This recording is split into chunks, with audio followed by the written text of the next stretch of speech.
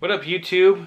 Today we're going to talk about making friends. I've been thinking about this video for like 3 months, but here we are. So, we're going to talk about obvious stuff, or at least I feel it's kind of obvious, but who knows. I feel like it's like the whole idea of common sense. You're like, that's common sense, but sometimes common sense is not always common. So, obvious stuff.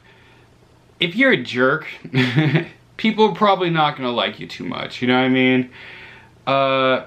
If you speak really loudly, some people just naturally do, you know, it might make it increasingly difficult to make friends. Japanese are very quiet, reserved, so yeah, that might be if you're really over abrasive, disruptive, or just like, yeah, maybe talk too much. If you're in Osaka, you'd be fine. But in Tokyo, maybe you might not make so many friends so quickly. So yeah, some of these I feel like are kind of obvious. And here's the biggest obvious one. Like, if you speak 100% Japanese fluently, of course you're gonna have like a great chance to make friends, and you'll probably have an awesome time doing it. So that's really obvious. What's not so obvious? Okay, when you come here, typically people on average come for either tourism, they come for a short period of time. So, and this applies for Japanese and foreigners as well.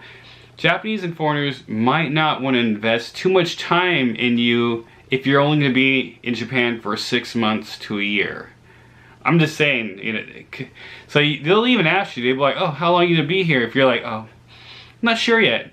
Maybe a year or two. They're more likely to warm up to you if you say something like that compared to like, 3 months. They're like, okay, cool. And the conversation might die there, or they might just ask a few more light questions, and then basically no friendship will really form. Compared to like, oh, I've already been here for like 3 years, and I'm probably gonna be here for the next year or two more. They're more likely like, oh really, what have you been doing here? And the conversation might get deeper, and you're more likely to make some sort of connection. So people here, foreigner-wise, I'm talking about long-term foreigners, and Japanese who are typically, Japanese, they want to make friends that are hopefully gonna stay here longer. It doesn't mean they won't be friends with you.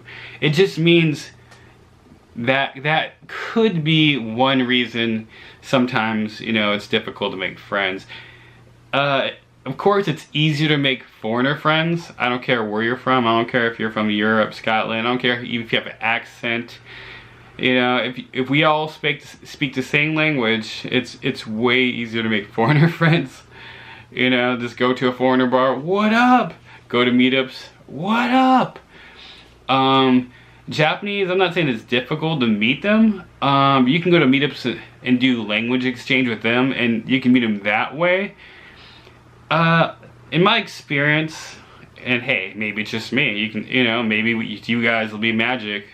You like one of those videos, magic, like the slow motion, you run towards each other like that. I don't know, but Japanese seem to like kind of sort of put foreigners like at a distance, you know? It doesn't mean you guys won't ever be friends, but they put you at a distance a little bit longer than, say, another Japanese person. Like, I see Japanese talking because I worked at a Japanese job with just Japanese people, and went to Japanese school, which is Japanese people too as well. And they connect with each other very quickly. Like, hey, how's it going? You know?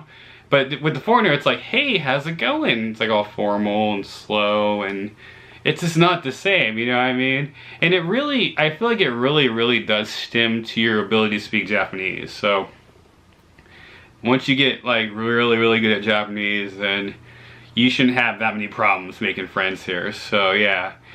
So you can go to meetups and go to a Japanese language exchange, you know? So you can, like, you know, you teach them English, they teach you Japanese, or whatever language you speak. And yeah, you can make friends that way or whatever. The most popular things on meetups, which I already mentioned this before, is going to clubs, outside activities like hiking, sports, going to picnics, and language exchange. Those are like the number 3 major things here. Everything else is secondary. I mean, they do have like coding shops, but they're just not as popular. So yeah. So yeah, you can make friends here very easily. Keep in mind, if you're American and you're kind of like loud, I got buddies that are really loud. They'll be standing like three feet away from me, and I'm like, can you tone it down a bit? Like, because their projection is like a teacher, a professor projection in a class. So, you know, if there's a class, everyone in back can definitely hear them. So I'm just like, look, I can hear you, just tone it down a bit. So yeah, I'm saying you don't have to change yourself completely. Just try to understand the culture enough so you can slide in there and fit in there and try to find your place amongst people here so you can be happy enough. They can be happy, and that's all. My goal is to help you. So again, I'm not saying change everything about you to fit in. I'm just telling you, if you did a little bit of research, you should have no problem making friends and fitting in. Peace.